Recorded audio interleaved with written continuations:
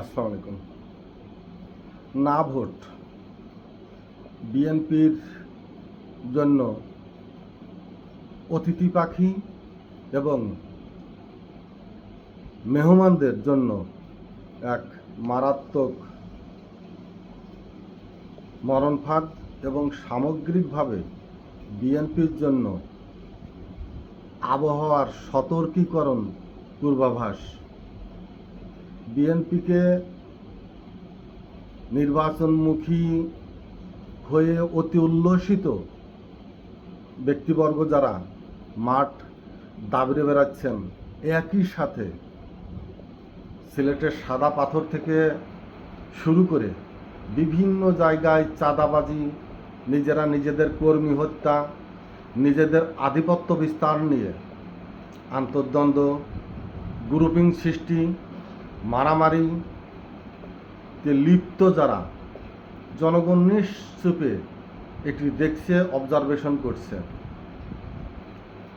যারা মারামারিতে লিপ্ত, খুনোখুনির ভিতরে, এরা হলো নিজেদের আধিপত্য বিস্তারের চেষ্টা এবং আধিপত্য বিস্তার নিয়েই যারা এই কোন্দলের সৃষ্টি করছে। মূলত তারাই দখলদার, তারাই চাঁদাবাজ, তারাই লুটতরাজে ব্যস্ত। বিভিন্ন জায়গা থেকে রাষ্ট্রীয় সম্পদ চুরি এবং দলের সেই সব দায়ভার চাপিয়ে দিয়ে দলের যে দুর্নাম, বদনাম, অভ্যন্তরীণ ক্ষতি সাধিত করছে। পুরা দেশপ্রেমিক জাতি অত্যন্ত নিবিড়ভাবে সেটি পর্যবেক্ষণ করছে এবং তারা তাদের মেমোরিতে সুন্দর করে গেঁথে রাখছে এইসব নেতাদের চরিত্র, এইসব নেতাদের ভবিষ্যৎ প্রভাব কিভাবে তাদের উপরে নিপতিত হবে। চুপচাপ বসে আছে, দেখছে তাদের সন্তানকে কে মারাচ্ছে, তাদের সন্তানকে কে চরিত্রহীন মাদকের দিকে, চাঁদাবাজের দিকে, আধিপত্য বিস্তারের দিকে, দখলদারির দিকে লেলিয়ে দিচ্ছে। সমাজকে কিভাবে বিষাক্ত করে তুলছে এইসব লোভী লোবাতুর বিএনপির ভিতরে অতিথি পাখি বা মেহমান হয়ে যারা আছেন, যারা বিএনপির টিকিটে এমপি মন্ত্রী হতে চান, অবৈধ সম্পদ তাদের গচ্ছিত আছে যেটা, সেটা রক্ষার সাথে আরও দিনান্তদিন আরও অধিকতর অবৈধ সম্পদ লুণ্ঠনের যে অভিপ্রায়, অভিসন্ধি নিয়ে বিএনপির ভিতরে বসে আছেন, কেন্দ্রে যোগাযোগ রাখছেন নমিনেশন পেতে এবং মনে করছেন পুরা ফাঁকা মাঠ, আর কেউ নাই, নমিনেশন নিয়ে আসবো টাকা দিয়ে, অমক ভাইয়ের সাথে যোগাযোগ আছে, নিয়ে আসে ভোট দেবে ভোঁ করে সংসদ ভবনে যাই এই কোটি কোটি কোটি কোটি টাকা নিজের নামে, মাঠকে মাঠ সম্পদ, দেশের বাইরে অঢেল সম্পদ, বাড়ি গাড়ির মালিক হয়ে রাজপ্রাসাদে যে অতীত ভবিষ্যৎ জীবনযাপন করব। তাদের জন্য এক ভয়ানক বিপদ হলো এই না ভোট। না ভোটকে সম্মান করুন। না ভোট কেন আসছে সেটাকে বুঝতে, জানতে চেষ্টা করুন। আপনি যাদেরকে নিয়ে প্রভাব প্রতিপত্তি, নিজের আধিপত্য বিস্তারের যে অপচেষ্টা করছেন, তার সাথে কয়জন মানুষ জড়িত এবং তারা কারা, তাদের সামাজিক অবস্থান কি, তাদের কথায় মানুষ। রাজনীতি দুই রকমের, আমি আগেও একদিন বলেছিলাম, ক্যাডার ভিত্তিক এবং ভোটের। আপনি ক্যাডার ভিত্তিক রাজনীতি নিয়ে ঘুরবেন, সেটা আপনার প্রভাব দেখানোর জন্য, সেটা রাজপথে। কিন্তু ভোটের রাজনীতিতে ক্যাডার ভিত্তিক ওই সন্ত্রাসীদের নিয়ে ঘোরাঘুরি করলে মানুষ যার পর নাই আপনাকে দেখে মুখ ফিরিয়ে নেবে এবং মনে মনে বলবে, জোরে জোরে পা চালাও সুফিয়ান, তুমি বেঈমানি করেছো, তুমি প্রতিশ্রুতির ভঙ্গ করেছো, তুমি সন্ধি মানো নেই।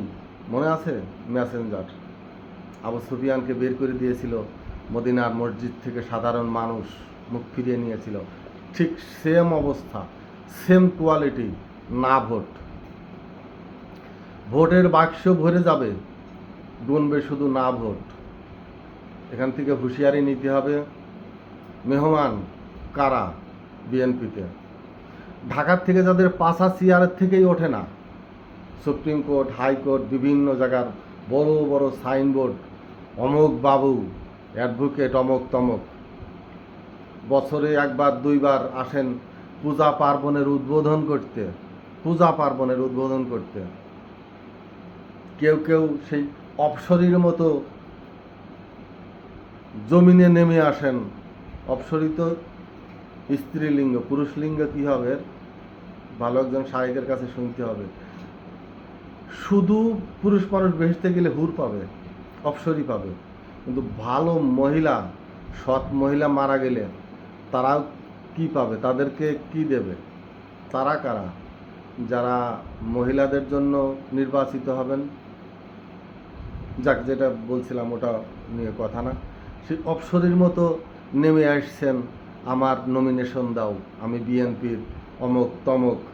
বিগত দিনে যারা কোটি কোটি টাকা হাতিয়ে নিয়ে ঢাকাতে বড় বড় ব্যবসা প্রতিষ্ঠান খুলে নিয়েছিলেন, তারা বহাল তবিয়তেই এই স্বৈরাচারী শাসকদের সাথে মিলেমিশে লুটতরাজে লিপ্ত ছিলেন, তাদেরকে এতদিন দেখা যায়নি।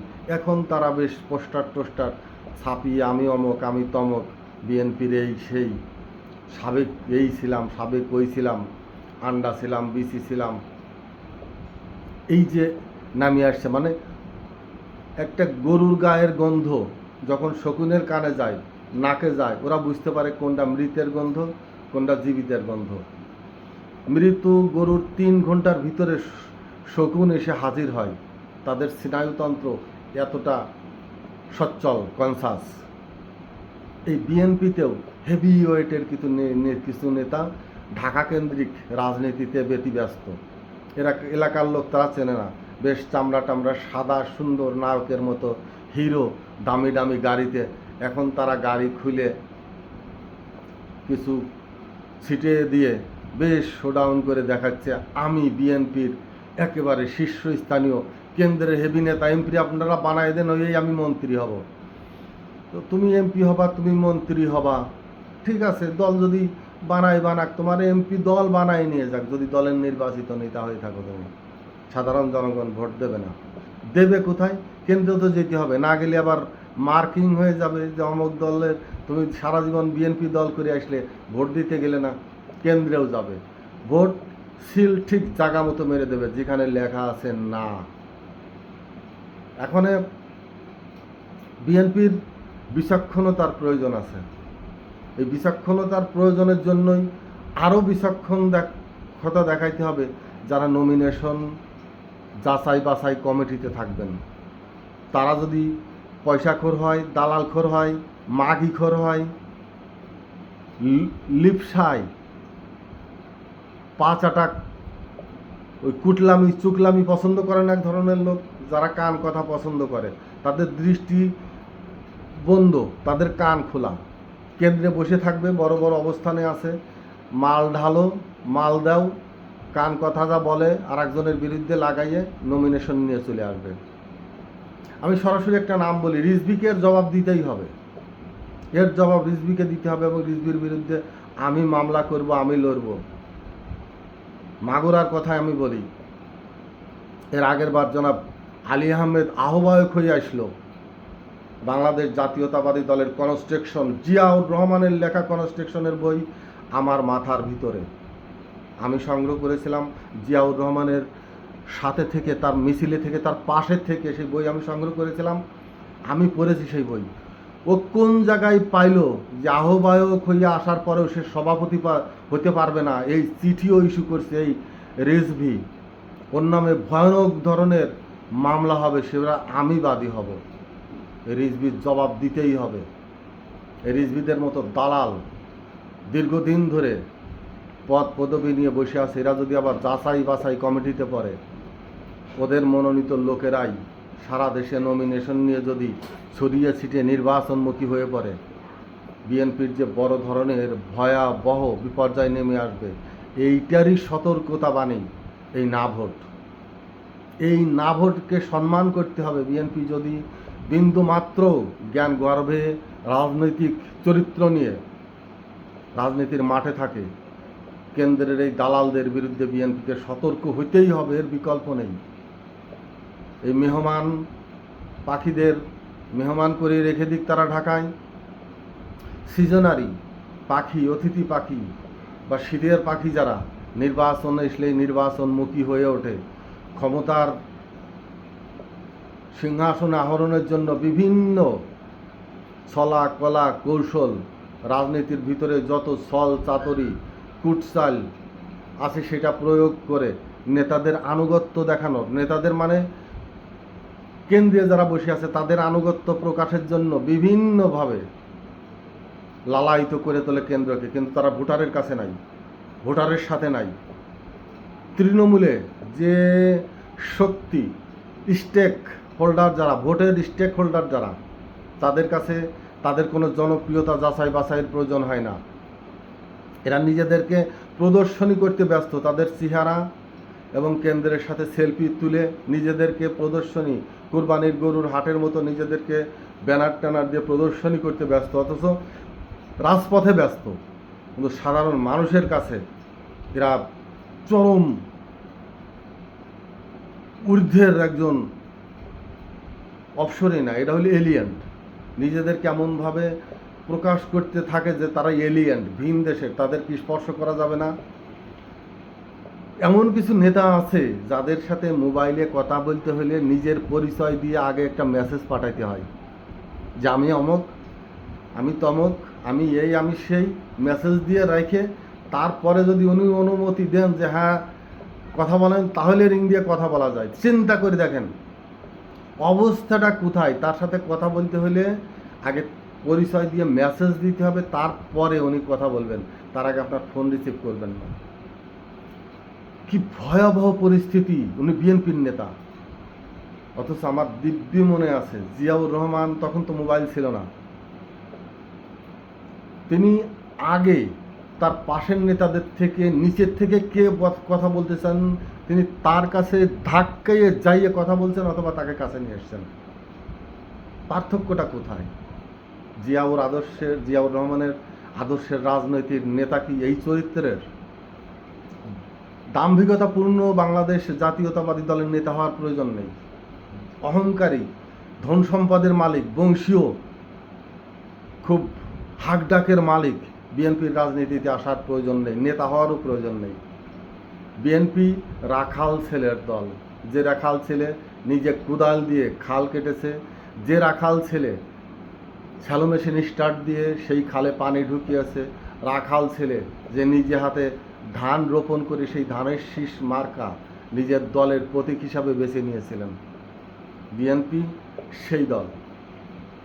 পরিষ্কার পরিচ্ছন্ন পরিমার্জিত পোশাকে রাজদূত, রাজবংশের রাজপুত, এদের থেকে সাবধান হইতে হবে।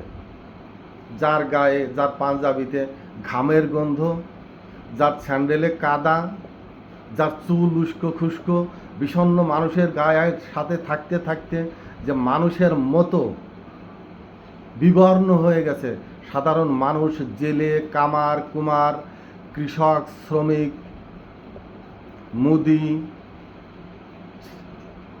মুচি, মেথর, তাদের সাথে থাকতে থাকতে যে মানুষটা তাদের আত্মার সাথে একাকার হয়ে গেছে, বিএনপি যদি তাদেরকে পূর্ণ ক্ষমতায়ন না করে, দলের পুনর্গঠন না করে, সাদা ধবধবে বাবুদের, সেই ব্রিটিশদের আমলে দেখতাম মাথায় টুপি, ক্রস বেল্ট, হাফ প্যান্ট পরে ঘুরাই চড়ে লাট সাহেবরাদের নিয়ে আসতো, লাট সাহেবরা এসে চেয়ার দিত, লাট সাহেবরা চেয়ারে বসতো, খাজনা তার পায়ের কাছে রেখে মাথা নিচু করে নমস্তে। সেই নমস্তের দিন নয়, 5ই আগস্ট বিপ্লব স্মরণ করতে হবে কারা করেছে। বড় একটি রাজনৈতিক দলের বিরুদ্ধে, পুরা দেশের প্রশাসনের বিরুদ্ধে কারা কথা বলেছে। বিএনপির বিরুদ্ধে তারা কি লড়তে পারবে না? 100%।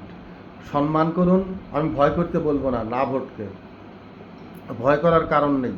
যদি সঠিকভাবে প্রার্থী নির্বাচন হয় ভয়ের কোনো কারণ নেই, কিন্তু সম্মান জানাইতে হবে। এই জন্যই সংসদ সদস্যের জন্য যে নেতাদেরকে নির্বাচন করা হবে, সেই নেতাদের নির্বাচনের দায়িত্ব যেন তৃণমূল মানুষের হাতে ছেড়ে দেয়। তৃণমূল মানুষ থেকে যেন নির্বাচিত মানুষগুলোকে বেছে নেওয়ার পদ্ধতি অবলম্বন করে। কেন্দ্রে যে আবর্জনা দালাল, ওই রুমিন ফারহানা, ফাজা, বারবার এদের নামই বলতে হয়, ফজা,